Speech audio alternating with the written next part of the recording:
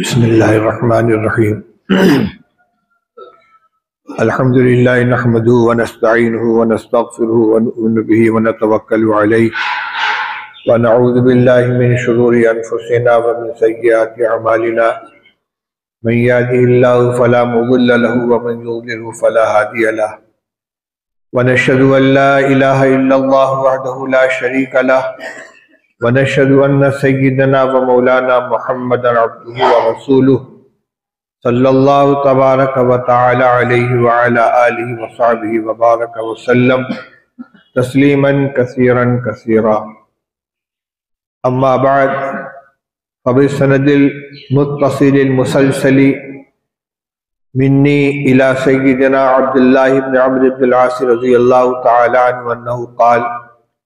قال رسول اللہ صلی اللہ علیہ وسلم الراحمون یرحمهم الرحمن تبارک و تعالی ارحموا من فی الارض یرحمکم من فی السماء وبالسند المتصل منا الى امیر المؤمنین فی الحدیث ابی عبداللہ محمد بن اسماعیل بن ابراہیم بن بخاری رحمہ اللہ تعالی عنہ قال باب قول اللہ ونضع الموازین القسط لیوم القیامہ وأن أعمال بني آدم وقولهم يؤذن وقال مجاهد القسطاس والعدل للرومية ويقال القسط مصدر المقسط وهو العادل وأما القاسط فهو الجائر وبه قال حدثنا أحمد بن أشكاب قال حدثنا محمد بن فضيل عن عمارة بن القعقاع عن أبي زرعة عن أبي هريرة رضي الله تعالى عنه وعنهم أنه قال النبي صلى الله عليه وسلم کلمتان حبیبتان الی الرحمن خفیفتان علی اللسان ثقیلتان فی المیزان سبحان اللہ وبحمدہ سبحان اللہ العظیم۔ میرے عزیز طلباء، میں نے خطبہ مسنونہ کے بعد دو سندوں سے دو روایتیں پیش کی ہیں۔ پہلی سند ہے السند المسلسل الى سیدنا عبداللہ بن عمرو بن العاص رضی اللہ عنہ، یہاں سے لے کر حضرت عبداللہ بن عمرو بن العاص رضی اللہ تعالیٰ عنہ کی سند تک کی مسلسل سند، اور اس کا متن ہے، فرماتے ہیں کہ رسول اللہ صلی اللہ علیہ وسلم نے ارشاد فرمایا الراحمون یرحمهم الرحمن تبارک و تعالی، جو لوگ رحم کرنے والے ہیں ان پر رحمان تبارک و تعالی رحم فرماتا ہے۔ ارحموا من فی الارض یرحمکم من فی السماء، تم رحم کرو زمین والوں پر، آسمان والا تم پر رحم کرے گا۔ یہ حدیث مسلسل بالاولیت کہلاتی ہے، یعنی اس کو یہ خصوصیت ہے کہ ہر شاگرد نے اپنے استاد سے سب سے پہلے اسی حدیث کو سنا اور اس کے بعد دوسری حدیثیں پڑھی۔ اس کا تسلسل یہاں سے لے کر حضرت سفیان بن عیینہ رحمہ اللہ تعالیٰ تک تو یقین کے ساتھ حاصل ہے، اور سفیان بن عیینہ رحمۃ اللہ علیہ سے لے کر عبداللہ بن عمرو بن العاص رضی اللہ تعالیٰ عنہ تک سند متصل تو ہے، مگر اس میں اولیت کی خصوصیت نہیں ہے۔ بڑوں کا یہ طریقہ ہے، اسی کی میں نقل کر رہا ہوں۔ حضرت مفتی صاحب، مفتی محمود صاحب نور اللہ مرقدہ اور بعض دوسرے اکابر کو دیکھا کہ جب کسی نئے مجمع میں نئے طلبہ کے سامنے ان کو کچھ پڑھانے کا درس دینے کا موقع ملتا تو حدیث مسلسل بالاولیت کا متن سنا کر اس کی اجازت دے دیتے تھے۔ یہ مسلسلات کا جو سلسلہ ہے جس میں بہت سی روایتیں، جس میں کسی نہ کسی اعتبار سے تسلسل پایا جاتا ہے، تو اس روایت کے اندر تسلسل اولیت کا ہے کہ سب سے پہلے اس روایت کو استاد نے شاگرد سے سنا ہے، اور اس کے بعد استاد سے شاگرد نے سنا ہے، اور پھر ان کے شاگردوں نے ان سے سنا، پھر ان کے شاگرد نے ان سے سنا۔ مجھ کو اس کی سند حاصل ہے شیخ الحدیث حضرت مولانا محمد زکریا صاحب رحمۃ اللہ علیہ سے، اور ان کو سند حاصل تھی مولانا خلیل احمد صاحب امبیٹری رحمۃ اللہ علیہ سے، اور ان کو سند حاصل تھی مولانا عبدالقیوم صاحب بڑھانوی سے۔ انہوں نے اولیت کے ساتھ پڑھا تھا شاہ اسحاق صاحب مجددی سے، شاہ اسحاق صاحب دہلوی سے، اور انہوں نے شاہ عبدالعزیز صاحب سے، انہوں نے شاہ ولی اللہ صاحب سے، اور شاہ ولی اللہ صاحب رحمۃ اللہ علیہ لے کر آخر تک کے سند رسالے مسلسلات کے اندر موجود ہے۔ میں آپ تمام حضرات کو جو فاضل ہو چکے ہیں کہیں سے اب یا پہلے یا اس سال دور حدیث انہوں نے پڑھا ہے، سب کو اس روایت کرنے کی اجازت دیتا ہوں اپنی سند کے ساتھ۔ دوسرا متن جو میں نے پڑھا بخاری شریف کی سند کے ساتھ، وہی آخری روایت جو ابھی آپ سب حضرات نے پڑھی ہے، اسی سے متعلق کچھ گفتگو کرنی ہے مختصر۔ باب قول اللہ ونضع الموازین القسط لیوم القیامہ، جو بخاری شریف کی آخری کتاب یعنی کتاب التوحید الرد علی المرجئہ کا آخری باب ہے، جس میں امام بخاری رحمۃ اللہ علیہ نے وزن اعمال کے مسئلے کو بیان فرمایا ہے، اور عنوان میں ایک روایت دی ہے اور ایک قول ہے، ایک آیت ہے اور ایک قول ہے۔ آیت ہے نضع الموازین القسط لیوم القیامہ، اللہ تعالیٰ فرماتے ہیں کہ ہم میزان قائم کریں گے انصاف کی خاطر قیامت کے دن۔ ان میزانوں پہ کیا کیا جائے گا؟ ان اعمال بنی آدم وقولہم توزن، تمام بنی آدم کے اعمال اور اقوال کو اس پہ وزن کیا جائے گا۔ کس لیے وزن کیا جائے گا؟ یہ دیکھنے کے لیے کہ کس کی نیکی زیادہ ہے، کس کی بدی زیادہ ہے۔ اس سے معلوم ہوا کہ جب دونوں قسم کی چیزیں نامہ اعمال میں ہوں گی تو وزن ہوگا، لیکن جس کے نامہ اعمال میں صرف نیکیاں ہی نیکیاں ہیں اس کے وزن کی ضرورت نہیں ہے، وہ سیدھا جنت میں جائے گا، اور جس کے نامہ اعمال میں صرف برائیاں ہی برائیاں ہیں اس کے بھی وزن اعمال کی ضرورت نہیں ہے، وہ سیدھا جہنم میں جائے گا۔ حافظ ابن حجر عسقلانی رحمۃ اللہ علیہ کے حوالے سے محشی نے یہ بات لکھی ہے کہ اعمال بنی آدم کا وزن جو عمومی ہے اس سے دو جماعتیں مستثنیٰ ہیں۔ ایک وہ کفار کہ جن کے پاس کفر ہے کے علاوہ اور کوئی نہ نیکی ہے نہ کوئی بدی ہے، اور ایک وہ نیک بندے کہ جن کے ایمان والے ہیں اور ان کے نامہ اعمال میں کوئی بدی نہیں ہے، کوئی گناہ نہیں ہے۔ تو جب دو طرح کی چیزیں ہوں گی تو نیکی اور بدی کو تولا جائے گا، اور جب صرف ایک چیز ہوگی، صرف نیکیاں ہوں گی یا صرف بدیاں ہوں گی تو بدل کی ضرورت نہیں ہوگی، ان کا انجام متعین ہوگا۔ تولا جائے گا کس لیے؟ یہی فیصلہ کرنے کے لیے کہ نیکی و بدی میں اما من ثقلت موازینہ فہو فی عیشۃ راضیہ و اما من خفت موازینہ فامہ ہاویہ، نیکی کس کی زیادہ ہے، بدی کس کی زیادہ ہے۔ اس جگہ امام بخاری رحمۃ اللہ علیہ نے اس باب کو جو قائم کیا ہے تو اس میں کئی مقاصد ہیں۔ ایک تو نفس وزن اعمال کے مسئلے کو حل کرنے کے لیے کہ یہ قرآن سے ثابت ہے، اور معتزلہ جو وزن اعمال کا انکار کرتے ہیں ان کا یہ قول نص قرآنی کے خلاف ہے، اس لیے قابل قبول نہیں ہے۔ معتزلہ حساب و کتاب کے منکر نہیں ہے، لیکن وہ یہ کہتے ہیں کہ قرآن میں یا حدیث میں جہاں اعمال کے وزن کا تذکرہ ہے یہ ایک مجازی تعبیر ہے، اور مراد صرف یہ ہے کہ نیکی اور بدی کا حساب کیا جائے گا، لیکن حساب کرنے کے لیے تولا جائے گا تو اس کا انکار کرتے ہیں۔ امام بخاری رحمۃ اللہ علیہ فرماتے ہیں کہ جب قرآن کی آیت صراحت کے ساتھ یہ کہہ رہی ہے کہ میزان قائم کی جائے گی، اور کس لیے کی جائے گی؟ ظاہر بات ہے کہ میزان قائم کی جاتی تولنے کے لیے، تو بنی آدم کے اعمال اور اقوال تولے جائیں گے، اور آیت کو اس کے حقیقی اور متبادر معنی سے پھیر کر کسی مجازی معنی پر محمول کرنا خلاف اصل ہے، اس لیے حقیقی معنی پر ہی محمول کیا جائے گا۔ ایک تو مرجئہ معتزلہ کی تردید کرنا مقصود ہے، اور دوسرے جو مسئلہ چل رہا تھا صفات باری کا، اور صفات باری میں آخر میں امام بخاری رحمۃ اللہ علیہ نے اللہ تعالیٰ کی صفت کلام کو بیان فرمایا ہے، اور کلام آپ کو بتلایا گیا ہوگا کہ کلام کی دو قسمیں ہیں، کلام نفسی اور کلام لفظی۔ کلام اللہ تعالیٰ کا کلام ہے قرآن پاک، قرآن اللہ کا کلام ہے جو اللہ کی ذات کے ساتھ قائم ہے، جیسے تمام صفات اللہ تعالیٰ کی اللہ کی ذات کے ساتھ قائم ہے، خالق ہے، رازق ہے اور الہ ہے، تو جتنی صفات ہے سب اس کی ذات کے ساتھ قائم ہے۔ اسی طریقے سے صفت کلام بھی اس کی ذات کے ساتھ قائم ہے، اور وہ صفت جو اس کی ذات کے ساتھ قائم ہے وہ قدیم ہے، غیر مخلوق ہے، غیر حادث ہے۔ یہی وہ مسئلہ تھا کہ جس نے اہل سنت والجماعت کے بڑے بڑے اکابر اور ائمہ کو امتحان کے اندر ڈال دیا تھا۔ معتزلہ کا یہ کہنا تھا کہ کلام یہ قرآن یہ مخلوق ہے، القرآن ہمارے نزدیک تو القرآن کلام اللہ غیر مخلوق، قرآن اللہ کا کلام ہے، مخلوق نہیں ہے۔ لیکن معتزلہ قائل تھے اس بات کے کہ قرآن مخلوق ہے، اللہ تعالیٰ کے کلام کرنے کا مطلب یہ کہ کلام کو پیدا فرماتا ہے۔ اور اتفاق کی بات یہ ہے کہ خلافت بنو عباسیہ کے زمانے میں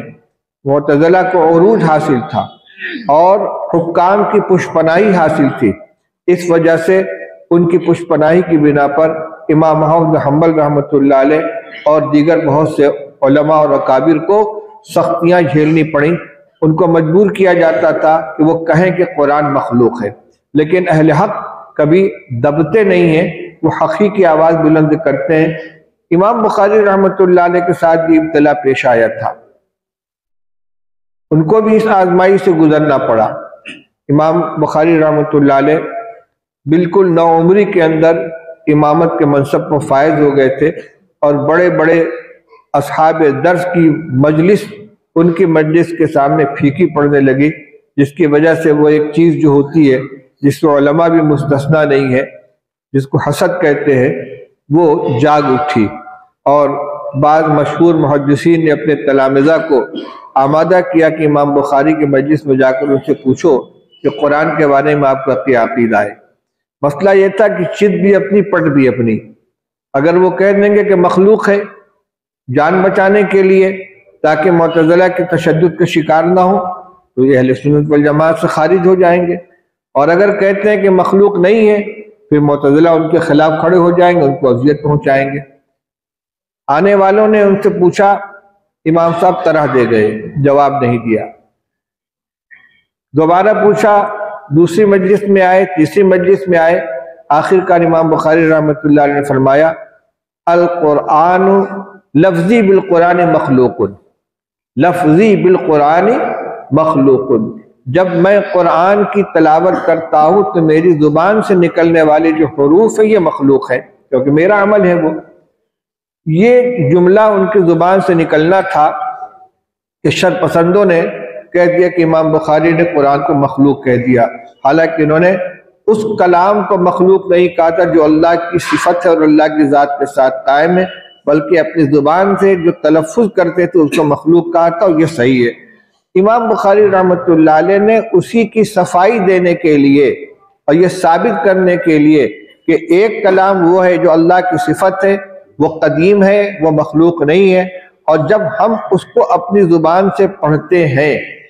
اپنے قلم سے لکھتے ہیں، اپنی آنکھوں سے دیکھتے ہیں، ان سب کا تعلق ہمارے عمل سے ہے، اور ہمارا سارا عمل اللہ کا پیدا کیا ہوا ہے، لہذا ہم جو پڑھتے ہیں یہ مخلوق ہے۔ تو دونوں کلام میں، کلام نفسی اور کلام لفظی میں فرق کرنے کے لیے امام بخاری رحمۃ اللہ علیہ نے اخیر کے تمام ابواب قائم کیے ہیں، اس سلسلے کا یہ آخری باب ہے۔ اس کو فرماتے کہ دیکھو قیامت کے دن جب انسان کے اعمال اور اقوال تولے جائیں گے تو ان اعمال میں اس کی تلاوت بھی ہوگی جو اس نے قرآن پڑھا ہوگا، تو یہ قرآن جو تلاوت کے وقت اس کی زبان سے نکلا ہے اور میزان عمل میں رکھا جائے گا، ظاہر بات ہے کہ یہ اللہ کی ذات کے ساتھ قائم نہیں ہے، بلکہ بندے کے عمل سے صادر ہونے والا ایک عمل ہے۔ ہر عضو سے صادر ہونے والے عمل کا الگ الگ نام ہوتا ہے۔ آنکھ کا عمل دیکھنا، کان کا عمل سننا، زبان کا عمل پڑھنا بولنا، تو یہ عضو سے صادر ہونے والا عمل ہے۔ انسان مخلوق، اس کی زبان مخلوق، اس سے نکلنے والی آواز مخلوق، تو جب تلاوت کرے گا انسان تو انسان کی زبان سے نکلنے والی آواز بہرحال مخلوق ہوگی، جیسے اس کے تمام اعضاء و جوارح سے صادر ہونے والے اعمال اور افعال تولے جائیں گے، یہ قرآن بھی تولا جائے گا۔ معلوم ہوا کہ میں نے جو کہا تھا کہ لفظ بالقرآن مخلوق، یہ غلط نہیں ہے۔ اس مسئلے کو بھی ثابت فرمانا چاہتے امام بخاری رحمۃ اللہ علیہ، اگرچہ آج معتزلہ کا وجود نہیں ہے یا کہیں ہوں گے تو نمایاں نہیں ہے، لیکن مسئلہ بہرحال ایک عقیدے کے اعتبار سے کتابوں کے اندر موجود ہے اور تاریخ کا ایک حصہ ہے، اس لیے اس کا ہم کو علم ہونا چاہیے۔ اعمال بنی آدم و قولہم یوزن، اسی کے ساتھ ساتھ نفس مسئلے کو بھی امام بخاری رحمۃ اللہ علیہ نمایاں کرنا چاہتے ہیں کہ انسان کی ہمیشہ نظر اپنے اعمال اور اقوال کے اوپر ہونی چاہیے، جو بھی بولے جو بھی کام کرے اس کے پیش نظر یہ بات رہنی چاہیے کہ سب کچھ محفوظ کیا جا رہا ہے اور قیامت کے دن ہمارے اعمال و اقوال کا وزن کیا جائے گا۔ اگرچہ ہمیں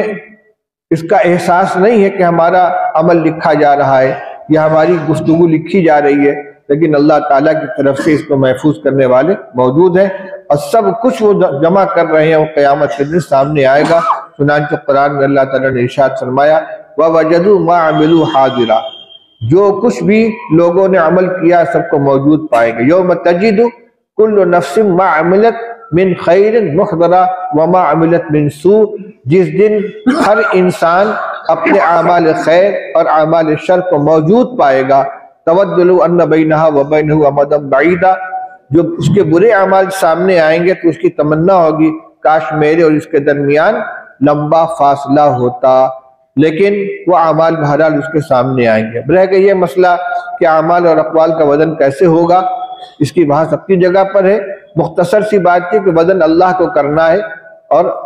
ہمارا کام نہیں ہے کہ اپنے اعمال کو ہم تولیں۔ اللہ تعالیٰ ہر چیز کے اوپر قادر ہے، چاہے اعمال کو وہاں مجسم بنا دیا جائے، چاہے نفس عمل کو عمل ہی کی شکل کے اندر تولا جائے، نفس قول کو قول ہی کی شکل میں تولا جائے، اور آج کی سائنس کی ترقی کے زمانے میں کوئی بھی چیز ناممکن نہیں رہ گئی۔ ایسی چیزیں تولی جا رہی ہیں جن کا ظاہر میں کوئی وجود نہیں ہے۔ ہوا کی رفتار کو تولا جا رہا ہے، آواز کے وزن کو تولا جا رہا ہے، سانس کی رفتار کو تولا جا رہا ہے، تو انسان کے اعمال و اقوال یہ بھی تولے جائیں گے۔ ایک بات اور عوام کے لیے بھی اور سب کے لیے بھی، اس باب سے ایک بات کی معلوم ہوتی ہے کہ عقیدے کا مسئلہ بہت اہم ہے۔ عقیدہ اور ایمان یہ بہت اہمیت کا حامل ہے۔ چنانچہ امام بخاری رحمۃ اللہ علیہ نے اپنی کتاب کا جو آغاز کیا ہے تو کتاب الوحی کے بعد کتاب الایمان لے آئے، اور وہاں پورا زور لگایا اس بات کے اوپر کہ اعمال ایمان کا حصہ ہیں،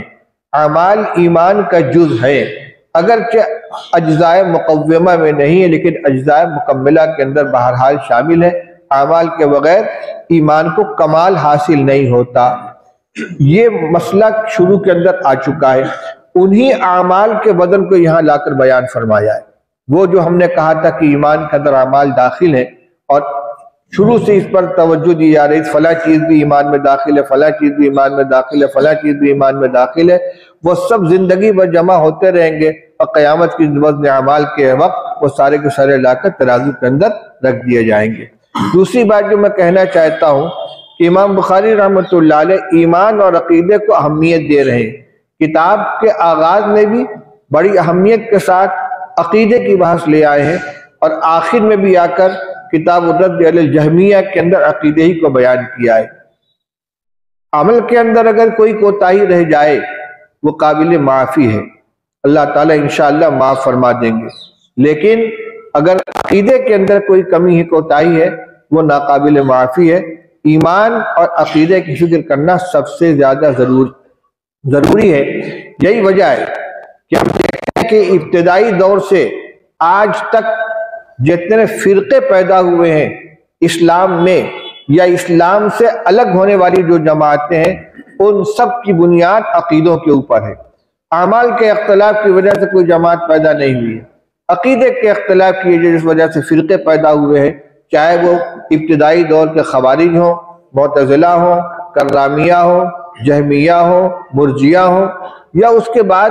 جو اور فتنے آئے ہیں، ان سب کے اندر جو اختلاف ہوا ہے وہ عقیدے کو اور ایمان کی اجزاء کا اختلاف ہے۔ اس لیے ہمیں سب سے زیادہ توجہ اسی کے پر دینی چاہیے۔ آج بھی جن لوگوں کے ساتھ اختلافات ہیں ہمارے اہل سنت والجماعت کے، اس کی بنیاد عقیدوں کے اوپر ہے، چاہے اس کا تعلق قرآن وہ مستدلات کی حیثیت سے ہو کہ کیا کیا چیزیں شریعت کے اندر حجت بنتی ہیں، کن کن چیزوں کی استدلال کیا جا سکتا ہے، یا صحابہ کرام رضی اللہ تعالیٰ کے مقام مرتبہ کے بارے میں ہمارا کیا عقیدہ ہونا چاہیے، وہ معیار حق ہے کہ نہیں ہے، ان کے اقوال اور ان کے آثار سے استدلال کیا جا سکتا ہے کہ نہیں، یہ سب عقیدے ہی کی چیزیں ہیں۔ تو جتنے اختلافات کسی بھی جماعت کے ساتھ ہیں، خلفاء راشدین میں حضرت ابوبکر حضرت عمر رضی اللہ تعالیٰ کے بارے میں ہمارا کیا عقیدہ ہونا چاہیے، حضرت عثمان حضرت علی کے بارے میں کیا عقیدہ ہونا چاہیے، فضیلت کے اعتبار سے ان کے درمیان کیا ترتیبیں ہیں، شیعوں کے ساتھ تو اہل سنت والجماعت کا اختلاف یا خوارج کے ساتھ اختلاف ہو، آپ دیکھیں کہ سب میں آ کر وہی عقیدہ تقسیم کی بنیاد بنتا ہے۔ اس لیے عقیدے کے اوپر بہت زیادہ نظر رہنی چاہیے۔ اور آج آ جائیے، اس وقت جو فتنے پیدا ہو رہے ہیں، شکیل بن حنیف کا فتنہ بہت زیادہ پھیلا ہوا ہے، اسی طریقے سے قادیانیوں کو جو جماعت پیدا ہو گئی اسلام سے الگ ہو گئی، یہ سارے کے سارے فتنے عقیدے ہی کی بنیاد پر ہیں۔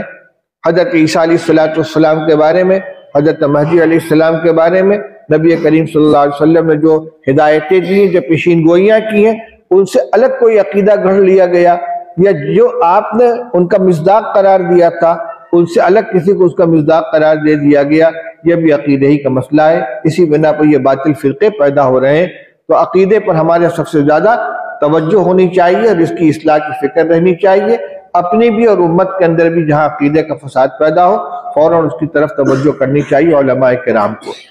آگے چلیے، وقال مجاہد القسطاس والعدل بالرومیہ، القسط کا لفظ آیا تھا عنوان کے اندر، امام بخاری رحمۃ اللہ علیہ کی عادت شریفہ ہے، آپ نے پڑھا ہے کہ جب کوئی لفظ ان کے خیال میں نامانوس آ جاتا ہے فوراً اس کی لغوی تحقیق فرماتے ہیں۔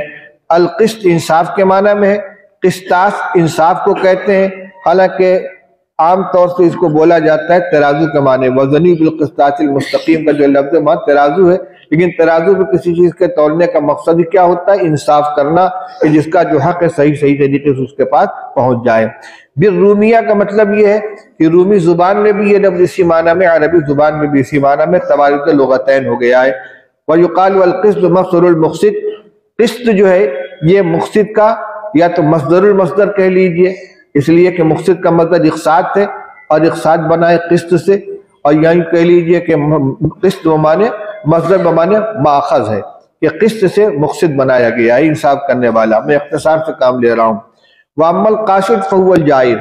أَمَّا الْقَاسِطُونَ فَكَانُوا لِجَهَنَّمَ حَطَبًا، میں جو قاسط آیا اس کے معنی ظلم کے ہیں۔ یہ عجیب چیز ہے، قاف سین طا، قسط قاف کے فتحہ کے ساتھ، یہ قاسط کا مصدر جس کے معنی ظلم کرنا، اور جب اس کو لے گئے باب افعال میں تو سلب ماخذ کی خصوصیت پائی جاتی ہے باب افعال میں۔ اب اس کا معنی کیا ہو گئے؟ ظلم سے بچانا یعنی انصاف کرنا۔ سند دیکھیے، وبی قال حدثنا احمد بن اشکا وقال حدثنا محمد بن فضیل عن عمارۃ بن القعقاع عن ابی هريرة عن ابی ہریرہ رضی اللہ تعالی عنہ۔ یہ سند بھی پہلی سند کی طرح جیسے بخاری شریف کی پہلی سند غریب تھی کہ شروع کے دو راویوں کے علاوہ باقی تمام راوی جتنے طرق سے روایت امام بخاری رحمۃ اللہ علیہ لے آئے سب میں مشترک تھی، یحییٰ ابن سعید سے لے کر حضرت عمر رضی اللہ تعالیٰ عنہ تک۔ یہاں بھی محمد بن فضیل کے بعد سے عمارہ ابن القعقاع، ابو زرعہ، ابو ہریرہ، یہ تمام سندوں کے اندر یکساں ہے۔ یہ روایت بھی کئی جگہ امام بخاری رحمۃ اللہ علیہ لے آئے، لہذا محدثین کی اصطلاح کے اعتبار سے روایت کیا کہلائے گی؟ غریب۔ اس معنی میں جہاں سند میں کسی طبقے میں کوئی راوی اکیلا ہو اور اس کا کوئی متابع نہ ہو، ایک استاد سے نقل کرنے والے ایک ہی شاگرد، اس کو کیا کہتے ہیں؟ غریب کہتے ہیں۔ لیکن غرابت حدیث کے ضعف کی متقاضی نہیں ہوتی، روایت غریب ہونے کے باوجود صحیح ترین ہو سکتی ہے، جیسا کہ بخاری شریف کی پہلی روایت انما الاعمال بالنیات، اور اسی طرح یہ روایت بھی۔ لہٰذا اگر کسی روایت کے بارے میں آپ کو ہدایہ کے بارے سطور میں مل جائے کہ قلت غریب، تو پریشان نہ ہو، غریب ہونے کا تعلق ضعف اور قوت سے نہیں ہے، غرابت اور چیز ہے اور صحت اور چیز ہے، روایت صحیح بھی ہوگی غریب بھی ہوگی، یہ روایت بھی غریب ہے۔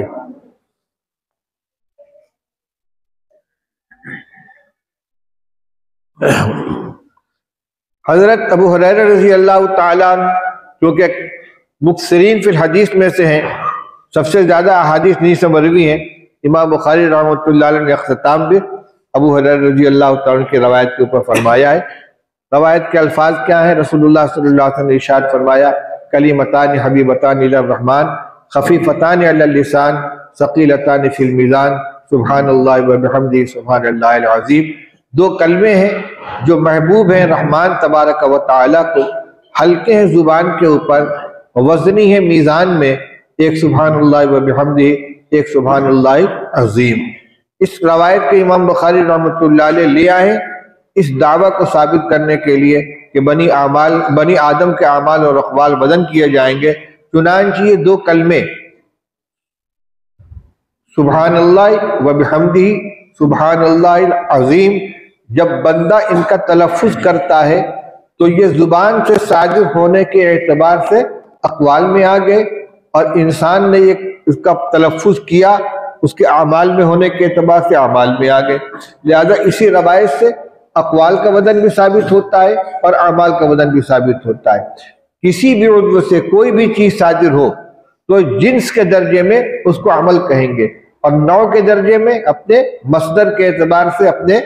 جائے صدور کے اعتبار سے اس کو الگ الگ نام دے دیں گے۔ تو زبان سے صادر ہونے والے عمل کو نوعی اعتبار سے قول کہیں گے، اور انسان کا فعل ہے اس اعتبار سے اس کو عمل کہیں گے۔ تو جن کلمات کا انسان تلفظ کرتا ہے جس میں یہ دو کلمے بھی شامل ہیں،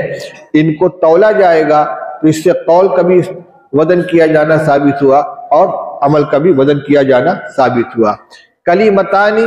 یہ نحوی اصطلاح والا کلمہ نہیں ہے، بلکہ کلمہ کے معنی بول، اور آپ غور کریں گے تو قرآن پاک میں جتنی جگہ بھی لفظ کلمہ آیا ہے وہ بات کے معنی میں آیا ہے، کلام کے معنی میں آیا ہے۔ مثلا ضرب اللہ مثلا کلمۃ طیبۃ کشجرۃ طیبۃ اصلها ثابت وفرعها فی السماء، یہاں بھی کلمہ سے مراد کلمہ طیبہ لا الہ الا اللہ محمد رسول اللہ ہے۔ ومثل کلمۃ خبیثۃ کشجرۃ خبیثۃ تستت، یہاں بھی پوری بات مراد ہے جو زبان سے نکالی جائے۔ تو کلمہ اصدق کلمۃ قالها الشاعر کلمۃ لبید علی ما خلی اللہ علی کل شیء ما خلی اللہ باطل، بخاری شریف میں آپ نے پڑھا ہوگا رسول اللہ صلی اللہ علیہ وسلم نے ارشاد فرمایا کہ سب سے سچی بات جو کسی شاعر نے کہی ہے وہ لبید کا یہ مصرع ہے کہ علی کل شیء ما خلی اللہ باطل، ہر وہ چیز جو اللہ کے علاوہ ہے وہ ختم ہو جانے والی ہے، فنا ہو جانے والی ہے۔ یہ پورا جملہ علی کل شیء ما خلی اللہ باطل، اس کو رسول اللہ صلی اللہ علیہ وسلم اصدق کلمۃ فرما رہے ہیں۔ لہذا یہاں کلمتان میں کلمہ سے مراد کیا ہے؟ دو جملے۔ چنانچہ سبحان اللہ و بحمدہ یہ بھی پورا جملہ ہے، سبحان اللہ العظیم یہ بھی پورا جملہ ہے۔ دونوں سے پہلے اسبح فعل مقدر ہے، اور یہ سبحان جو اس کا مفعول مطلق بن رہا ہے، اسبح اللہ سبحانن، اور کس کی تسبیح ہو رہی ہے؟ اس اللہ کی جو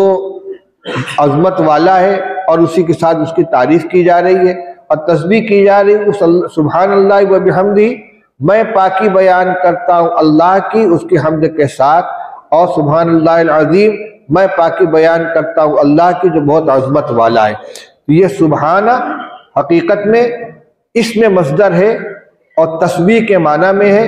اور یہ مفعول مطلق بن رہا ہے محل کے اعتبار سے اور اعراب کے اعتبار سے۔ تو یہ بھی ایک جملہ ہو گیا، وہ بھی ایک جملہ ہو گیا۔ یہ دونوں جملے وزن اعمال کی ترازو میں بہت ہی وزنی ہوں گے۔ اس کی تین صفات بیان کی گئیں۔ حبیبتان الی الرحمن، رحمان تبارک و تعالیٰ کو یہ بہت محبوب ہے۔ کیوں؟ اس میں اللہ کی صفات میں سے ایک تو تسبیح آئی ہے، ایک تحمید آئی ہے، ایک تکبیر آئی ہے۔ سبحان اللہ والحمدللہ ولا الہ الا اللہ واللہ اکبر جو کلمہ تمجید ہے اس میں چار چیزیں ہوتی ہیں، ایک تسبیح، ایک تحمید، ایک تہلیل اور ایک تکبیر۔ العظیم الکبیر کے معنی میں ہے، تو تکبیر ہو گئی، وبحمدہ یہ تحمید ہو گئی، اور سبحان اللہ یہ تسبیح ہو گئی۔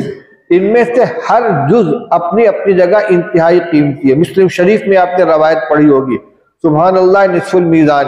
والحمدللہ تملأ ما بین السماء والارض، تو تنہا الحمدللہ کا یہ وزن ہے، تنہا سبحان اللہ کا یہ وزن ہے۔ جب یہ دونوں ایک کلمہ کے اندر اکٹھا ہو جائیں گے تو ظاہر بات ہے ان کا وزن دو گنا اور اس سے زیادہ ہو جائے گا۔ اس لیے فرمایا کہ یہ دونوں کلمے جو اللہ کے حمد و ثنا کے اوپر اور اس کی تعظیم و تکبیر کے اوپر مشتمل ہیں، اللہ تعالیٰ کو بہت محبوب ہے۔ اور خفیفتان علی اللسان، حالانکہ ان کی ادائیگی زبان کے لیے بہت ہلکی پھلکی ہے، جبکہ ضابطہ کیا ہے؟ الغن بالغن، جتنی مشقت ہوتی ہے اتنا عمل کے اندر اجر و ثواب بڑھتا جاتا ہے۔ تو بہت ہلکے پھلکے یہ کلمات ہیں۔ صرفیوں نے کرنے کے لیے اصول تجوید کی کتاب حاصل کی ہے کہ حروف کی دو قسمیں ہوتی ہیں، کچھ حروف ثقیلہ ہوتے ہیں، کچھ حروف خفیفہ ہوتے ہیں۔ ان دونوں جملوں کے اندر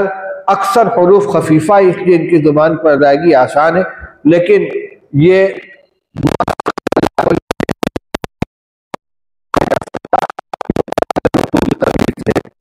حضور صلی اللہ علیہ وسلم فرمانے کا مقصد یہ ہے کہ بڑے سیدھے سادے کلمات ہیں اور مختصر بھی ہیں، اس لیے ان کا زبان پہ لے آنا بہت آسان ہے۔ اس کے باوجود چونکہ اللہ کو بہت محبوب ہے، اس لیے ثقیلتان فی المیزان، میزان عمل کے اندر بہت وزنی ہوں گے۔ اس موقع پر میں اپنے استاد گرامی حضرت مولانا فخر الدین صاحب رحمۃ اللہ علیہ کی یہ بات بھی نقل کر دیا کرتا ہوں، جو انہوں نے ہم طلبہ کو مخاطب کر فرمائی تھی۔ امام بخاری رحمۃ اللہ علیہ نے حسن اختتام کے طور پر طلبہ کو گویا یہ وصیت کی ہے کہ جس طرح قیامت کے دن میزان قائم کی جائے گی اور اس میں اعمال کو تولا جائے گا، یہ بخاری شریف احادیث کا یہ قیمتی مجموعہ جس کو اصح الکتب بعد کتاب اللہ کا درجہ حاصل ہے، یہ امام بخاری رحمۃ اللہ علیہ فرماتے ہیں کہ میں نے تمہارے ہاتھ میں ایک ترازو دے دی ہے، یہ ایک میزان ہے حق اور باطل کو پرکھنے کے لیے، صحیح و غلط کو جانچنے کے لیے۔ تمہارے سامنے طرح طرح کے نئے نئے نظریات آئیں گے، نئے نئے ازم آئیں گے، نئے نئے اقوال آئیں گے، عقائد آئیں گے۔ اس وقت تمہارے پاس کھرا اور کھوٹا کو پہچاننے کے لیے نبی کریم صلی اللہ علیہ وسلم کے اقوال اور آپ کی ہدایات کا یہ ذخیرہ موجود ہے، اس کو میزان قرار دینا اور اس کی روشنی میں پرکھنا، دیکھنا، جو اس میزان کے اوپر کھرا اترے اس کو قبول کرنا اور جو اس کے خلاف جائے اس کو رد کر دینا۔ تو گویا اس کتاب کو بھی ایک میزان حق قرار دینے کی طرف اشارہ کیا امام بخاری رحمۃ اللہ علیہ نے اپنی آخری حدیث اور آخری باب کے ذریعے سے۔ عالم کا یہ کام نہیں ہے کہ بھیڑ کے پیچھے چلے، اس کا کام یہ ہے، آپ خاص طور سے جنہوں نے باقاعدہ درس نظامی کی تکمیل کی ہے، مستند اساتذہ کے سامنے بیٹھ کر قرآن و حدیث اور فقہ کا یعنی علم حاصل کیا ہے، اصول حدیث، اصول تفسیر، اصول فقہ، اسی طریقے سے معقولات کے اندر پرکھنے کے لیے علم جو پڑھایا جاتا ہے، جس کے سینے میں یہ علوم محفوظ ہو، اس کو سب سے پہلے کسی بھی قول اور کسی بھی نظریے کو پرکھنا ضروری ہے۔ یہ نہیں کہ جو بھیڑ جس کی طرح بھیڑ چل رہی اس کے پیچھے ہم بھی چلنے لگے، اور بلکہ میں یہ کہتا ہوں کہ اسی کے ساتھ ساتھ یہ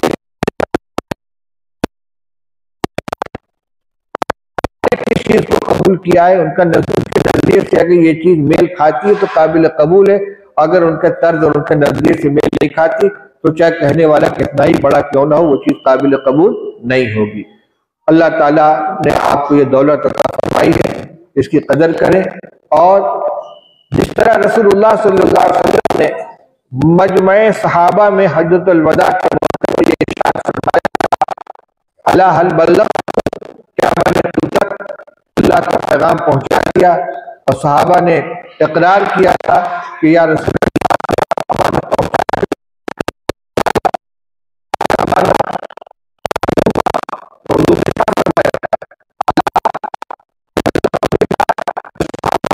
گواہی تھی کہ آپ فرمایا بلغ الشاہد الغائب، پہنچانا ہماری ذمہ داری ہے۔ ستہ پڑھتی ہے، بخاری شریف ہی نہیں، بخاری شریف، مسلم شریف، ترمذی شریف، ابو داؤد شریف، نسائی شریف، ابن ماجہ، شمال ترمذی پڑھی، اس کے بعد مشکوٰۃ شریف پڑھی، اور جو علوم آپ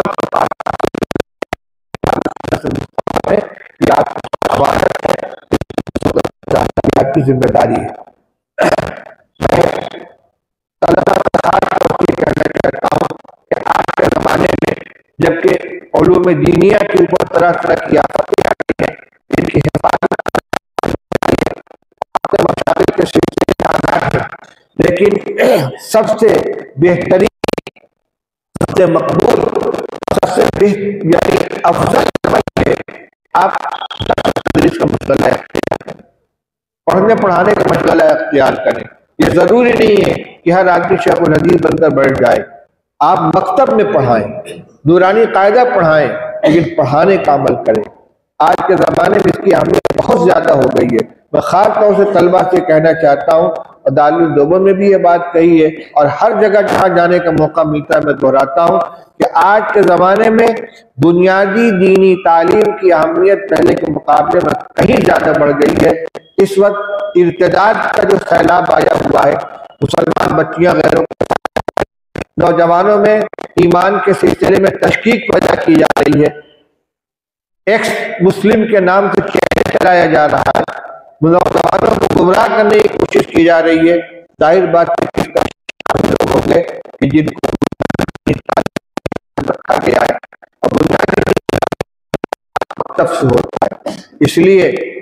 یہ آپ اگر مکتب میں بیٹھ کر پڑھاتے ہیں تو آپ بنیاد مضبوط کریں، جڑ میں پانی دیتے ہیں۔ کوئی کیا ہونا چاہیے درس و تدریس کا،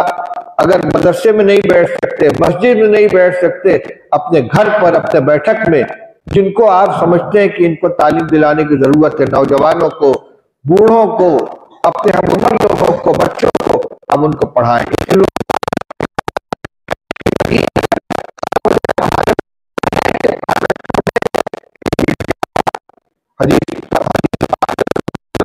ارشاد آپ نے پڑھا ہوگا، بخاری شریفی میں روایت گزری ہے، اللہ کے رسول صلی اللہ علیہ وسلم ارشاد فرماتے ہیں، اللہ تعالیٰ اس علم کو اس طرح نہیں اٹھائیں گے کہ لوگوں کے سینوں سے علوم کو نکال لیا جائے، ولیکن یقبض العلم بقبض العلماء، اللہ تعالیٰ علم کو اٹھائیں گے علماء کو اٹھانے کے ذریعے، یعنی عالم خود تو عالم بن جائے گا لیکن دوسروں کو عالم بنانے کی کوشش نہیں کرے گا۔ جب یہ ختم ہو جائے گا تو علم کا گویا ایک سلسلہ ختم ہو گیا، ولیکن یقبض العلم بقبض العلماء فإذا لم يبق عالما اتخذ الناس رؤوسا جهالا فسئلوا فأفتوا۔ فرمایا کہ جب کوئی عالم باقی نہیں بچے گا تو جاہل لوگوں کو پیشوا بنا لیا جائے گا، لوگ ان کے پاس آئیں گے، ان سے مسائل پوچھیں گے اور وہ بغیر علم کے مسائل بتائیں گے، فضلوا واضلوا، خود بھی گمراہ ہوں گے، دوسروں کو بھی گمراہ کریں گے۔ اس لیے الا فلیبلغ الشاہد الغائب، جو علم آپ تک پہنچائے سب سے پہلے خود اس کے اوپر عمل کریں اور اس کے بعد اس کو دوسروں تک پہنچانے کی کوشش کریں، درس و تدریس کے ذریعے ہو، مکتب کے ذریعے ہو، جمعہ کے پہلے بیان کے ذریعے ہو، خطبات کے ذریعے ہو، درس قرآن ہو، درس حدیث ہو، کوئی بھی راستہ ہو، لیکن جو علم آپ نے حاصل کیا ہے اور مطالعہ کے ذریعے اس کے اندر جلا پیدا کریں اور اس کو امت تک پہنچائیں۔ اللہ تعالیٰ اس کے توفیق عطا فرمائے۔ باقی کچھ اور باتیں آج کرنی ہے انشاءاللہ، وہ دستار بندی کے بعد آپ کے سامنے آ جائیں گی۔ بس ایک بات اور ضروری ہے کہ میں تمام طلبہ کو اپنی سند کے ساتھ بخاری شریف اور حدیث کی تمام کتابیں پڑھانے کی اجازت دیتا ہوں۔ اللہ تعالیٰ اس کی قدر کرنے کی توفیق عطا فرمائے۔ سند کے بارے میں بات رہ گئی، حضرت مفتی محمود صاحب رحمۃ اللہ علیہ فرماتے تھے کہ سند کے 3 حصے ہیں، 3 اجزاء ہیں۔ ایک جز ہے امام بخاری رحمۃ اللہ علیہ سے لے کر صاحب نبی کریم صلی اللہ علیہ وسلم تک،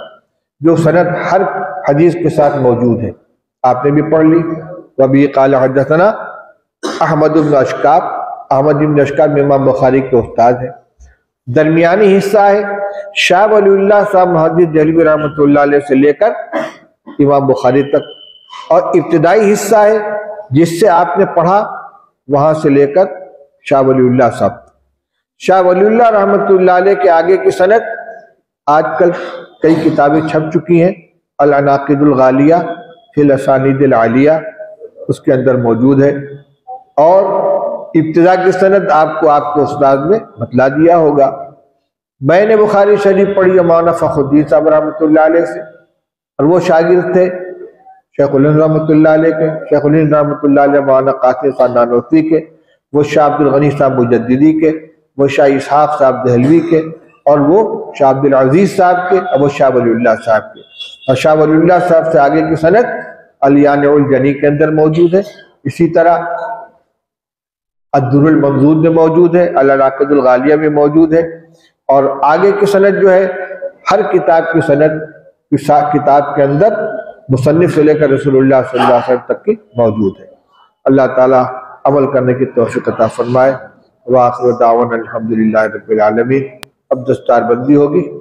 کتاب ہٹوا دیجیے یہاں سے۔